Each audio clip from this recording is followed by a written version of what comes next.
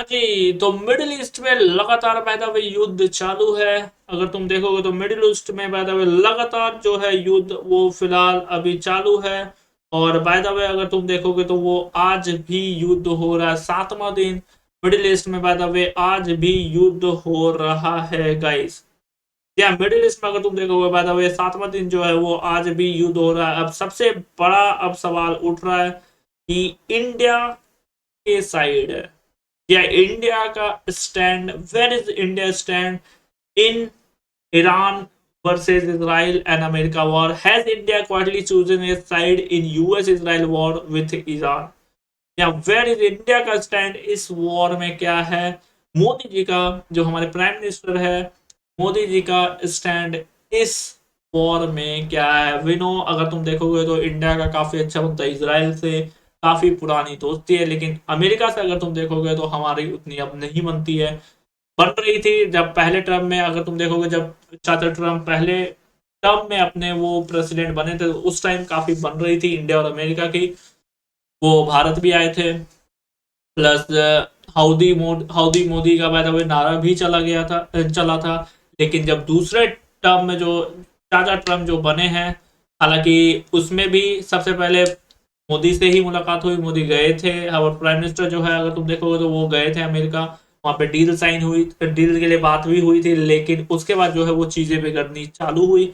और जो टैक्स वगैरह फिर जो अमेरिका ने लगाया तो वो और चीजें बाय द वे बिगड़ी है। लेकिन सवाल है कि इंडिया का अभी स्टैंड क्या है? क्या इंडिया इसराइल के साथ खड़ा है या फिर इंडिया अमेरिका के साथ खड़ा है? इंडिया का स्टैंड क्या है?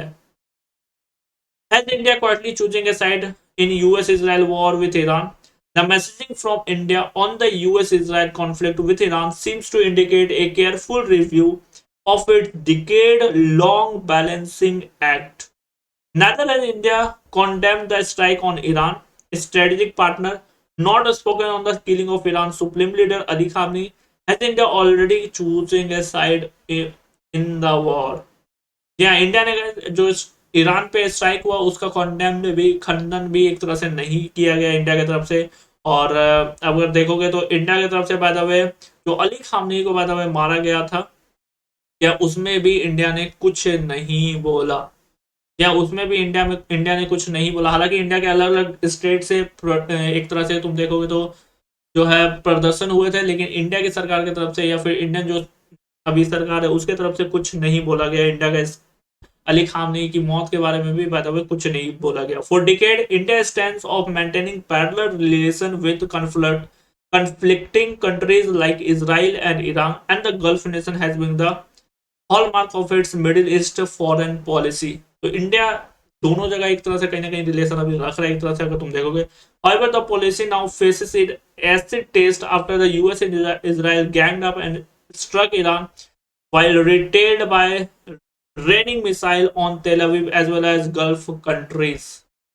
जो इसराइल और जो अमेरिका ने ईरान पे हमला किया था उसके बाद ईरान ने भी बाय द वे हमला किया, लेकिन वो पूरे गल्फ कंट्रीज पे हमला किया। जो मिडिल ईस्ट में अगर तुम देखोगे यूएई से लेके सऊदी अरब से लेके कतर से लेके ओमान से लेके सभी को बाय द वे, कुवैत से लेके सभी को बाय द वे ईरान ने हमला किया। हालांकि सभी मिडिल ईस्ट देशों में अगर तुम देखोगे तो अमेरिका का बेस है, दूतावास, अमेरिका का जो एयर बेस है, जिसके वजह से ईरान ने पूरे मिडिल ईस्ट में हमला किया। प्लस तेल अवीव जो कि इसराइल की राजधानी, वहां पे जो हमला हो रहा है वो तो हो ही रहा है हर दिन अलग अलग मिसाइल से। बात है आज जो खबर आ रही थी कि आज हाइपरसोनिक मिसाइल से भी आज हमला होने चालू हो गए, या ईरान ने हाइपरसोनिक मिसाइल भी बाय द वे निकाल लिया, और जो कि इस तेल अवीव में दाग रहा है, और तेल अवीव में बाय द वे अभी हालत खराब है।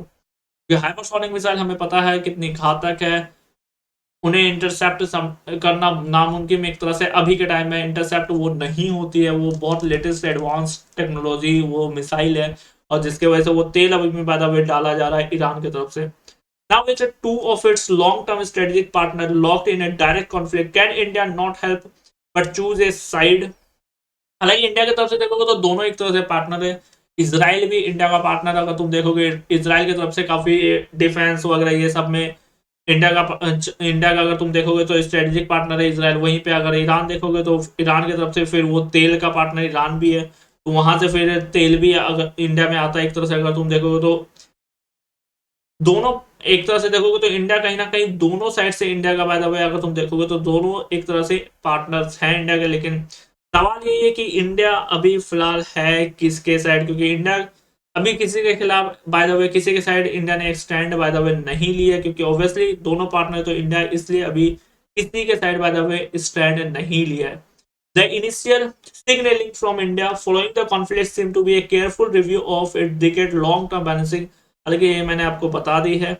Has India chosen a side in Israel? The silence coming off the back of Prime Minister Narendra Modi much touted Israel visit. हाँ, ये चीज एक जरूर है, ये चीज एक बात उठ रही है कि जैसे ही युद्ध हुआ उसके जस्ट एक दिन पहले बाय द वे हमारे प्राइम मिनिस्टर जो है नरेंद्र मोदी वो इसराइल गए थे। हालांकि बाय द वे अब कंफर्म भी किया गया है इसराइल की तरफ से, आई थिंक फॉरेन मिनिस्टर या फिर इसराइल की तरफ से कंफर्म किया गया है, कोई इसराइल की तरफ से कोई जो बड़े पोस्ट पर उन्होंने कंफर्म किया है कि जो इंडिया के पीएम जो है नरेंद्र मोदी जब गए थे तो उस टाइम बाय द वे वो नहीं थी अटैक करने का, वो इसराइल का वो कोई भी प्लान नहीं था, प्लान अचानक बना मॉर्निंग में और फिर वो अटैक किया गया, तो इसलिए उस टाइम तक प्लान नहीं बना हुआ था। ये इसराइल की तरफ से भी कहा गया। लेकिन ये एक चीज है कि हमारे प्राइम मिनिस्टर जब इसराइल गए थे उसके बाद जस्ट अगले दिन से ही युद्ध जो है वो चालू हो गया था। Has been rated by many including former Congress President Sonia Gandhi is a clear signal that India has choosing a side। और इसी की वजह से जो हमारे एक जो अपोजिशन की लीडर एक है बड़ी लीडर जो सोनिया गांधी है, उन्होंने एक तरह से कहा है कि इससे पता चलता है कि इंडिया ने एक साइड चुन लिया, एक तरह से इंडिया ने इसराइल को चुना है, ये कहना है एक तरह से। Senior BJP leader Amit Malviya however framed it as a responsible diplomacy. We will come to the later in the article. Is it a quiet departure from the Indian long-standing approaching the Indian engaging all sides, protecting national interest first? PM Modi visit to Israel was wrongly timed and has completely ripped India of its neutrality on the subject. Former Indian Ambassador KC Singh said in an interview with India Today, "There's nothing we can do about it now. We are seen in the Israel corner," he further said. तो ज्यादा हालांकि लग रहा है कयास, लेकिन उठाए जा रहे हैं सवाल, क्योंकि जिस दिन हमला हुआ उसके जस्ट एक दिन पहले बाय द वे हमारे प्राइम मिनिस्टर जो इसराइल गए थे, तो लगाया जा रहा है कयास कि इंडिया ने ऑलरेडी एक साइड चूज कर दिया है जो कि एक तरह से इसराइल है, बट इंडिया का दोनों के साथ रिश्ता है, इसलिए इंडिया ऑफिशियली अभी तक किसी को बाय द वे नहीं चूज किया या फिर उधर से खंडन भी नहीं किया गया है, फिर उधर से जो रिलेशन हुआ उसका भी आई थिंक खंडन नहीं किया गया। लेकिन मेरे ख्याल से जो मिडिल ईस्ट में जो हमला हुआ है वहां पे इंडिया ने जब आई थिंक सऊदी अरब के प्रिंस से बात की है, यूएई के प्रिंस बात की है वहां के, जो वहां से जो बात की है तो उसमें शायद इंडिया ने बाय द वे खंडन किया जो मिडिल ईस्ट में बाय द वे युद्ध हुआ है। उसके अलावा मेरे ख्याल से इंडिया ने अभी किसी पे बाय द वे जवाब नहीं दिया है। ये फिलहाल अपडेट्स है, बाकी आप लोग बताना कि इंडियन पीएम इंडियन इंडियन सरकार फिलहाल अभी इंडिया का स्टैंड क्या है इस वक्त Iran versus Israel and America war में। अभी के लिए इतना ही, मिलते हैं नेक्स्ट वीडियो में। लाइक एंड सब्सक्राइब कर देना।